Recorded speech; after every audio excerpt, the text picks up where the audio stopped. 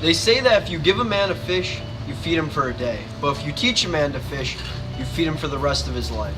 While this old maxim is undoubtedly a good lesson for teaching children the importance of acquiring skills, when applying such a method to an issue as widespread as homelessness, it is easier said than done. Now, there's nothing wrong with giving the needy their proverbial fish. After all, Jesus himself gave fish to loads of people, multiplying our fishy friends, alongside some loaves of bread to feed thousands. However, the point does remain that homelessness today is an issue which requires much more meticulous care to handle. See, the proverbial fish represents humanity's needs: food, water, and especially shelter. And when we work to alleviate homelessness, yes, we ought to satisfy their immediate needs, but we must also focus on preventing such an issue from arising again. And so, the best and most effective way to handle the plague of homelessness among us is by employing practical solutions in tandem with Catholic social teaching, so that the homeless can receive both physical and spiritual fulfillment. First, we are going to outline the status quo of homelessness today, what caused it, and what is being done to help the cause. Then we're going to analyze how the principles of Catholic social teaching, especially the principle of subsidiarity and the preferential treatment for the poor and needy, play a role. Finally, we will see what we, as high school students, can do in our local communities to fight against the problems of homelessness. First, we ought to understand that there are two types of homelessness: temporary and chronic. Those who are temporarily homeless are usually those who are financially challenged or hit by hard circumstances. Meanwhile, those who are chronically homeless are those who need permanent supportive housing because of an injury or trauma that has hit them mentally or physically. In Miami-Dade, 83% fall under the temporarily homeless category, but a large chunk of 13% are chronically homeless. Nationwide, 31.1 million people are chronically living in poverty. That's a whole lot of proverbial fish. These proverbial fish include, first, a shelter for the homeless to stay in; second, food and water and other forms of nutrition; and third, spiritual and educational uplifting, so that we can guide the homeless through tough times and help them to help themselves. Don't take our word for it, however. We interviewed Mr. Nick Siknovsky, a graduate from Dartmouth University who founded his own homelessness initiative called Coffee and Conversation with a Librarian, which allows him and his fellow volunteers to engage with the homeless in a face-to-face and in a personal manner.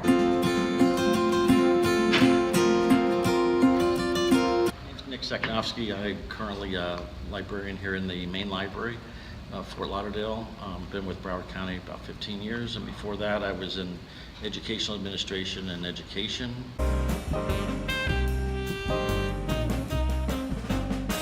The program I came up with was based on something I saw that was going on in the Dallas Public Library. The whole concept was to provide a bridge building opportunity situation where people could share, where there is this sense of trust, so that we can actually provide information, help them with getting resources, where sometimes I'm just connecting them with each other to share information about housing situations or social services that are out there. Today, for example, I spread information about two churches that are doing programs this Saturday and next Wednesday, including haircuts and showers. There needs to be a information source for people, but especially downtown Fort Lauderdale, we have a large number of people experiencing homelessness. But in this kind of setting, which is more collegial, if you will, it's easier to share the information, and I enjoy it.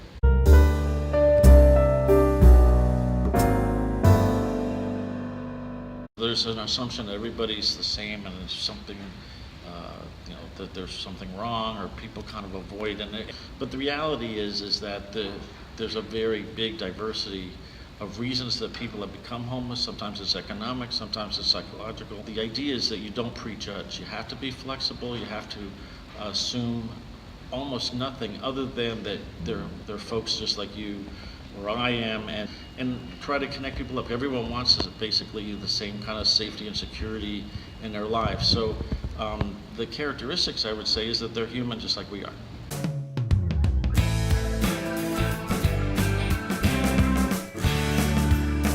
That's a challenging thing, because I know that it's important for schools to provide opportunities for their students to volunteer. But when talking about direct agencies helping people experiencing homelessness, there can be partnerships where, for example, a food drive may occur. Those are kind of like short-term solutions, but they're still helpful for people. But a longer-term commitment might be to work with something like the Homeless Assistance Center, where they may be able to take volunteers. I know in Miami there's something called the Chapman Partnership. There's individual institutions that can be reached out to in partnerships form. I think that's the best long-term way.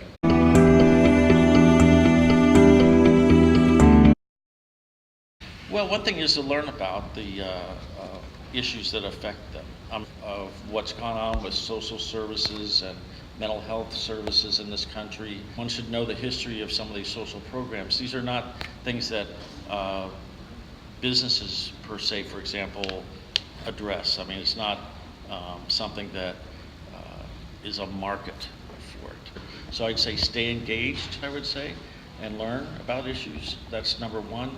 Number two is if you're a member of a church, see what your church is doing or seeing what they're coordinating with. Again, there's in the county, I would say we have what's called the Homeless Initiative Partnership, and there's at least 30 agencies involved. So there's many different levels. Health is an issue, housing, of course. So there's lots of opportunities to do individual learning and maybe interning or volunteering at that level too. So age is not a factor to stop someone from becoming a better citizen in that respect.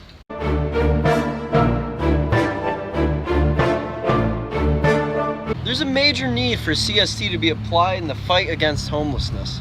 First, let's take a look at the principle of subsidiarity. In short, the principle of subsidiarity states that it's important for certain problems to be dealt with by the appropriate level of authority.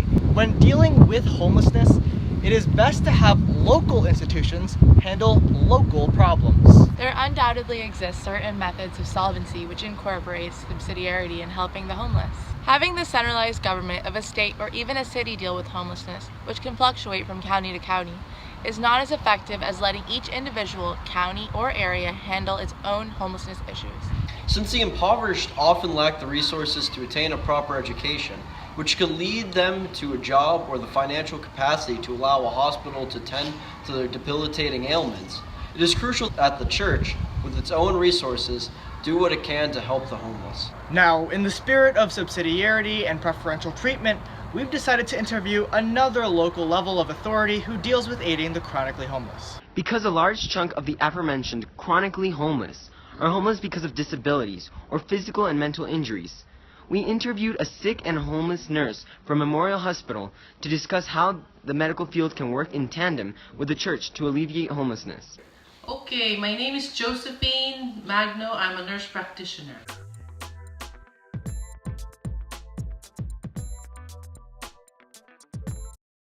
Yes, so we treat people not in the ability to pay. So if they don't have the ability to pay, it doesn't mean that they will not get treatment. So actually, if you don't have insurance, you can go into the emergency room and they will treat you, regardless of your ability to pay. If a homeless comes to the hospital, the social worker will make sure that they will be given the opportunity to go to a homeless shelter. Because if, for example, they need medical treatment, they cannot just be treated in the streets. They have to be sheltered, they have to have a place to live so that this treatment should be done. However, because I think we have limited places for them to go, they ended up going back to the streets. So it's what you call recidivism. It's like a revolving door. So I see them one day and I see them next week, I see them next week. And then they go back with the same problem or more problems because they didn't take care of the primary problem.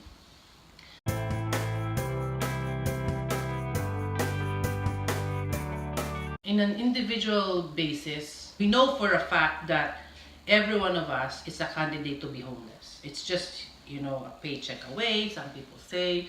Because if you get sick, get this, dismembered, you become blind, so how do you work? You don't know how to work as a blind person. So, knowing that, you try to help the best you can through helping the agencies, the non-government agencies in the church, or if you have children, you go to volunteer to those shelters with your children. So as an early age, they can already, see as you modeling to them that it is important for us to help one another.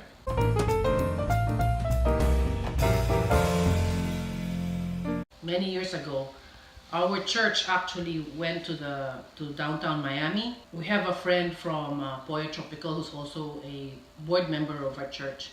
And at the end of the day, these restaurants will just throw their food away because it's not spoiled. Actually, we still can eat them, but they just throw them away.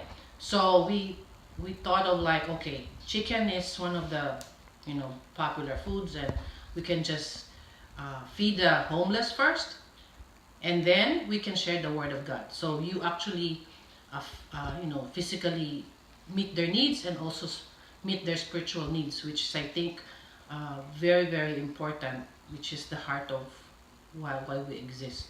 We do that, and in that way we can interact with them, and then we can find out how we can help them, because feeding them is very good, but having a relationship with them is good for them, because they're like stigmatized, they're like ostracized from society.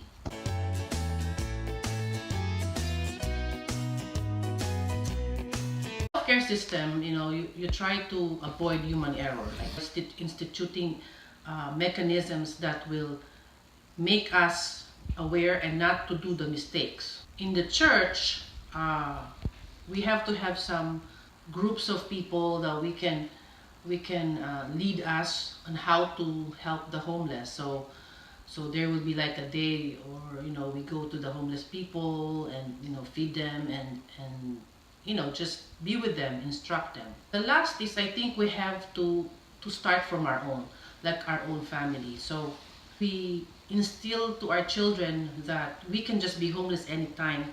They will be more serious in their lives, and then they can be helpful. As Nurse Magno has revealed to us, there is no limit to who can become homeless. We are all subject to become victims of a system which perpetrates homelessness unless we work to fight against it. Let's take a look now at the impacts of subsidiarity and solidarity as principles which CST can use to guide us. Tom Roberts, a writer for the National Catholic Reporter, offers further insight into the ideas CST provides regarding homelessness. Clearly, solidarity with the poor ought to be achieved in order to optimize the aid which they are given.